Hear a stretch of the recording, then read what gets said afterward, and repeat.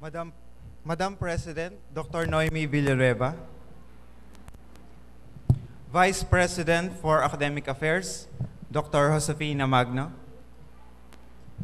Vice President for Administration, Mr. Ricardo Messina, Vice President for Finance, Mr. Heriberto Rojas, College Registrar, Dr. Bernadette Gallardo, mga Dean, Dr. Cristina Ravela,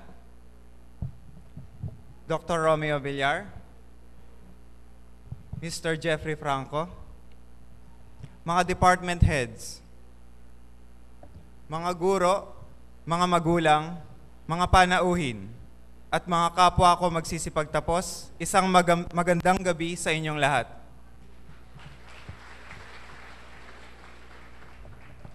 Hayaan niyong hawakan ko na lang yung microphone.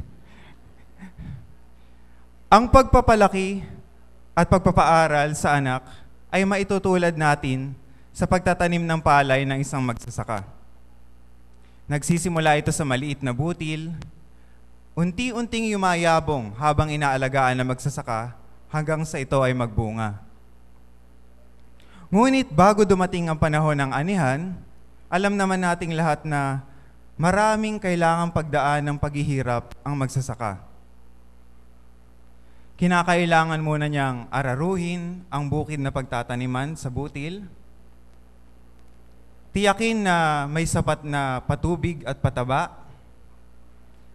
at tiyakin rin na ligtas sa mapanirang hayop ang kanyang pananim upang matiyak na magbubunga ito ng masagana. Tayo, mga kapwa ko magsisipagtapos, ang mga binhi, maliliit na butil na inalagaan ng ating mga magulang. Hindi biro ang pinagdaanan ng ating mga nanay at mga tatay, mapagtapos lamang tayo sa kolehiyo. Gaya ng magsasaka, kinakailangan din nilang magbanat ng buto, magpatulo ng pawis, luha, pati dugo kung kinakailangan. Mapag-aral lamang tayo sa isang respetadong kolehiyo upang tiyakin ang ating magiging magandang kinabukasan. At dito nga sa General De Jesus College, napili ng ating mga magulang na ipagkatiwala ang ating edukasyon. Dito tayo ipinunla ng ating mga magulang, sapagkat tiwala sila na sa loob ng mahabang panahon ay nilinga at pinagyaman ng mahuhusay na guro at pamunuan ang paaralang ito. Sila, ang ating mga guro, ang nagsisilbing pataba na nagdudulot ng kaalaman para sa ating mga mag-aaral. Ito na ang panahon ng anihan. Maraming taon tayong nagsikap, nagpuyat, gumawa ng projects, assignment, nag-review para sa quiz, at nagsunog ng kilay para sa araw na ito. Mga batchmates, this is it. Graduates na tayo. Sa wakas, ang maliit na butil na inalagaan sa mahabang panahon ng ating mga magulang at guro, ngayon ay magbubunga na rin. At kung paano ang isang butil ng halaman ay hindi tutubo at yayabong nang sa sarili lamang niya, gayon din naman tayo. Kahit ang mga self-supporting students na nasa atin ngayon, kagaya ko, alam kong marami sa atin yung iba, di ba, ang kasabihan, isang kahig, isang tuka. Tayong mga self-supporting students kasi, isang kahig, isang review. Napakahirap, pero gayon pa man, hindi natin pwedeng sabihin, ipagmalaki na, uy, ako, napagtapos ko ang aking sarili. Bakit? Dahil hindi tayo makapagtatapos kung wala ang suporta ng pamilya, mga guro, at ating mga kaibigan. Truly, there is no such thing as a self-made man. Sa gayon ay nais kong kunin ang pagkakataong ito upang magpasalamat, una sa lahat, sa Panginoon, dahil kung hindi sa Kanya, hindi magiging posible ang lahat ng ito. Sa aking mga magulang, sa kanilang pagpapalaki sa akin, kita nyo naman, lumaki talaga ako, di ba? Dahil sa walang sawa nilang pagpapasensya sa akin, sa tuwing ako'y nagkakamali, wala naman taong perpekto. Actually, na ako ngayon ay nagsasalita sa harap ninyo, isang patunay na ang pamilya, kahit sino ka pa, kahit anong nagawa mo, patatawarin ka pa rin, tatanggapin ka pa rin. No? Hindi naman naging ganun kabuti akong bata noon. Pero naranasan ko na sila mama, sila papa, tuloy pa rin ang suporta kahit nadadapa. Basta ang mahalaga sa kanila, babangon ka. Pipilitin mo pa rin harapin ang mga hamon ng buhay. Naitutuwid naman ang mga pagkakamali. Sa aking nanay, ayan siya. Maraming salamat at mahal na mahal ka namin ang aking mga kapatid, no? Si Michael, si Emmanuel at si Francisco. Ang pinanghihinayan ko lamang ay hindi na nahintay ni Papa. He passed away this January, no? Pero alam ko, natatanaw naman niya. Alam niya makakapagpatapos na siya. Kailan niyo huling sinabi sa inyong magulang na, Ma, Pa, mahal kita? Nung Valentine's Day? Nung birthday nila? Siguro mas maganda kung mas dadalasan natin na sabihin sa ating mga magulang na mahal natin sila. Alam niyo ba kung ano yung pinakamalaking regret ko sa buhay? Mula pagkabata hanggang ngayon, hindi ko nasabi sa tatay ko na, Tay, mahal kita. No?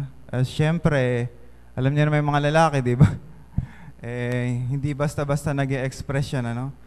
Sana hindi pa huli ang lahat, no? Pa, nasaan ka man ngayon? Alam ko sinusubaybayan ka namin. Mahal na mahal kita.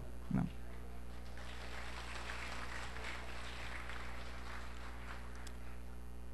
Kahit gayon pa man, no?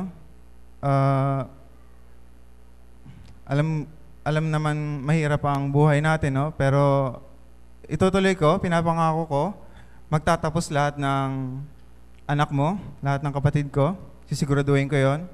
At pipilitin ko pa rin, hindi pipilitin pala, gagawin ko talaga, mag-aabogado pa rin ako.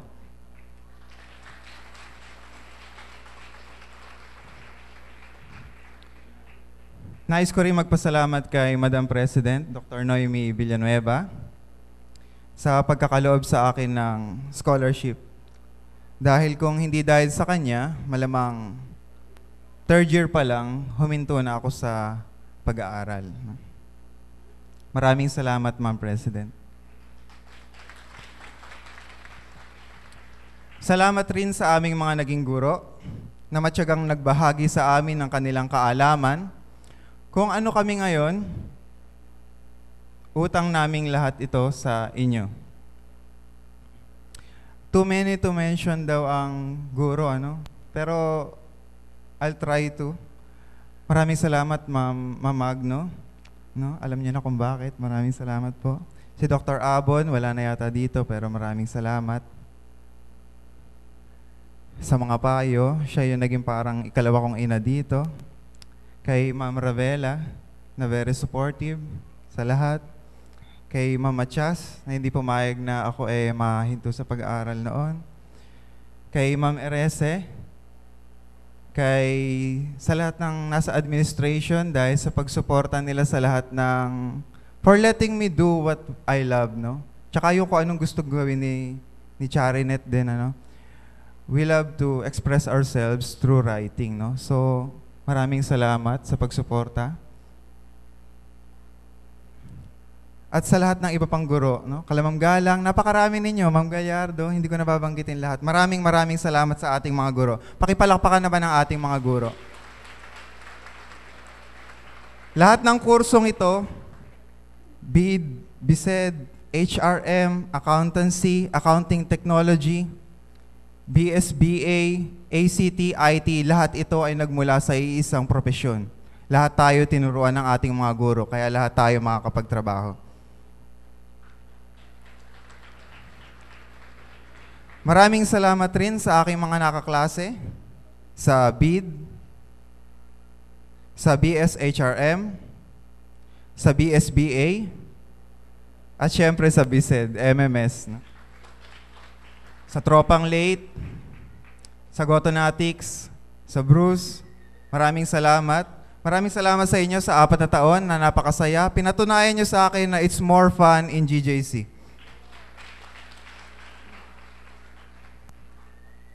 4 na taon nating pinagtiyagaan ng isa't isa. Pero 4 na taon rin tayong nagmahalan.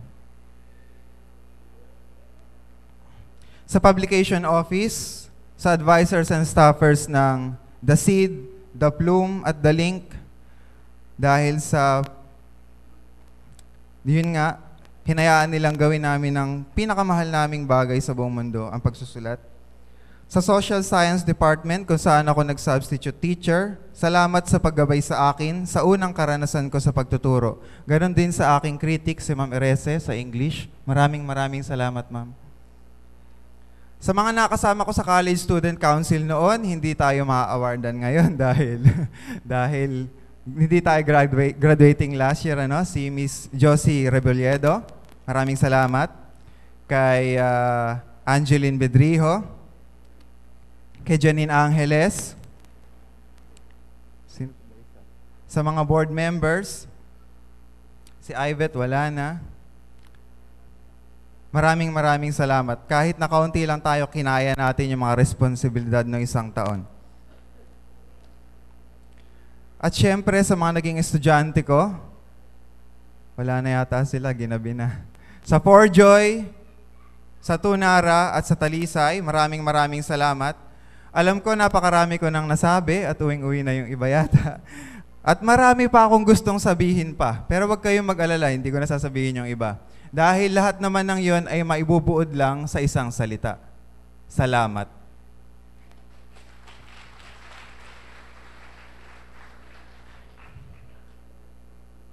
Gusto ko rin nga palang i-mention, pasensya na, no? Yung aking tinatawag na break shot. Alam nyo ba yung larong bilyar? Sa bilyar kasi, yung unang tira, nasa gitna, di ba yung mga bola ng bilyar? Tapos, pag tumira ng break shot, yung first shot, kakalat ngayon yung mga bola ng bilyar. Hindi na makokontrol yon. Maaring manalo ka, maaring matalo ka. Pero ang kinoconsider kong break shot ay si Mrs. Cecilia Burayag. Maraming salamat, Teacher Selly. No? Alam niyo bang before ako nag-aral dito ay isa akong tutor? At bago ako naging tutor ay isa lamang akong tambay na nag-aalaga ng manok. So, mula doon sa pag-aalaga ng manok, kinuha ako ni Teacher Selly para mag-tutor. At ayun nga, tuloy-tuloy na. Kasalanan din niya kung ba't nag-enroll ako sa General De Jesus College. So, maraming salamat, Teacher Selly. Hindi dito sa graduation day nagtatapos ang lahat. Bagkus ay dito pa nga nagsisimula ang pagharap natin sa tunay na hamon ng buhay. Ang tunay na kahulugan ng pagtatapos ay masasalamin sa pinagmulang salita ng graduate, na gradus. Ito ay salitang Latin na nangangahulugan na step or hakbang. At tunay nga, ang pagtatapos natin sa kolehiyo ay maituturing na isang hakbang tungo sa pag-abot natin sa ating mga pangarap. Believe me when I say to you, na kapag tinitingnan ko kayo ngayon, ay hindi ako nakakakita ng mga fresh graduates lang. Ang nakikita ko ngayon sa aking harapan ay mga future managers, future businessmen, future principals, and future supervisors. Anong malay natin? Baka nga may future congressman or governor pa dito, di ba? There is a whole world out there waiting for us to conquer it. At alam kong kaya nating magtagumpay sa tulong ng Panginoon, ng ating pamilya at mga kaibigan. Muli, Maraming salamat po. Mabuhay at pagpalain tayo ng poong may kapal.